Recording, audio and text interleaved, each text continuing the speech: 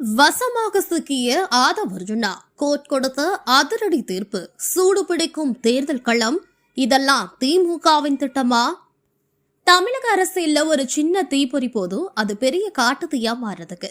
ஆனா அந்த தீப்பொறி ஒரு சோசியல் மீடியா பதிவா இருந்தா, அதுவும் தமிழக வெற்றி கழக மாதிரி அரசியல் தெரியாத ஒரு வளரும் இயக்கத்தோட முக்கிய புள்ளியோட பதிவா இருந்தா, அது வெறும் பதிவு கிடையாது, அது ஒரு அரசியல் பூகம்பம்.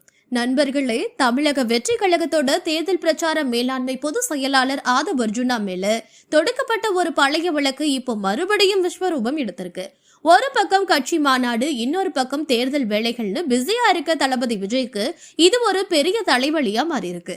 இந்த வழக்கோட வேற எங்க இருக்கு? செப்டம்பர் 27 கரூர்ல என்ன நடந்துச்சு?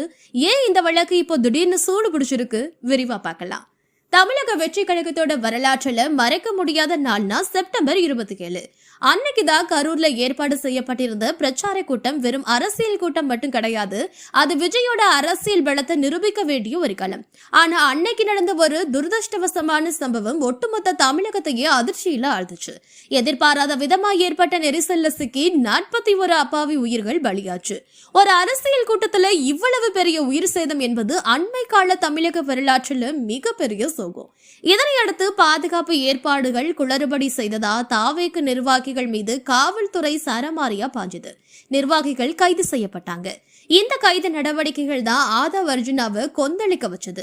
கைது நடவடிக்கைகளை விமர்சிக்கிற விதமா ஆதவ் அர்ஜுனா தன்னோட எக்ஸ் தளத்துல ஒரு பதிவு போடுறாரு. அந்த பதிவு தான் இன்று வரைக்கும் அவர் நிழலா துரத்துது. அவர் பதிவிட்ட வார்த்தைகள் இதுதான்: இலங்கை, நேபாளம் போன்ற நாடுகளை போல தமிழகத்திலும் புரட்சி வெடிக்கும். இந்த ஒரு வரி தான் இப்போ பெரிய விவாதம் ஆயிருக்கு. இலங்கையில என்ன நடந்துச்சு? மக்கள் கிளர்ச்சி செய்து அதிபர் மாளிகைக்குள்ள புகுந்து ஆட்சியையே மாற்றினாங்க. நேபாளத்துல என்ன நடந்துச்சு? மன்னராட்சிக்கு எதிராக மக்கள் வீதியில இறங்கி போராடினாங்க. இதே போன்ற ஒரு கிளர்ச்சி தமிழ்நாட்டுல நடக்கும்னு ஆதவ் அர்ஜுனா சொன்னது ஜனநாயக முறைப்படி தேர்ந்தெடுக்கப்பட்ட அரச வன்முறை மூலம் அகற்ற தூண்டுகிறார் என அரசு தரப்புல குற்றம் சாட்டப்பட்டுச்சு. உடனே சென்னை சைபர் கிரைம் போலீசார் களத்தில் இறங்கி அவர் மீது வன்முறையை தூண்டுதல், பொது அமைதிக்கு குந்தகம் விளைவித்தல் போன்ற பிரிவுகள்ல வழக்கு பதிவு செஞ்சாங்க.